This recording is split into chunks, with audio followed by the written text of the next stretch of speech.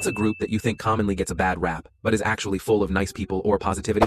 I worked with Afghan refugees as a therapist for about a year, and for all the abject horror and shit they faced, they were some of the warmest, kindest, and truly humble people I have ever met.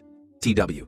Descriptions of war. One man I worked with was part of the Afghan Air Force, the people fighting the Taliban, and he told me a story about his partner being decimated by mortar fire. His friend and brother-in-arms, who he trained with. He was in therapy with me for what was likely C post-traumatic stress disorder, but when I assessed him, he was doing okay. His wife, on the other hand, was really struggling. She worried for friends and family back in Afghanistan constantly, had debilitating panic attacks, and struggled to function in general. How do I know about his wife, who was not my client? He spent most of our sessions asking me how he could help her to feel better and safe. He wanted her to feel better so badly, and was willing to do whatever it took. He rarely talked about his own struggles, and would list all the things he did to keep himself grounded, engaged, and regulated. He even started an adult soccer league with a few other refugees, as well as neighbors from all over his apartment complex from every background. I remember when I had my closing session with him, he and his wife served me tea and light snacks, and insisted that I stay and have lunch. I felt awful because I was feeling really under the weather, and my stomach was really messed up, so I had to decline.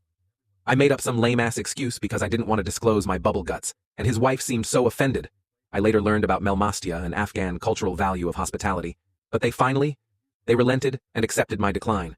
The food smelled amazing, but I was terrified of it. Not agreeing with me quickly and having to probably offend them even more by annihilating their restroom. Best tea I ever had, though.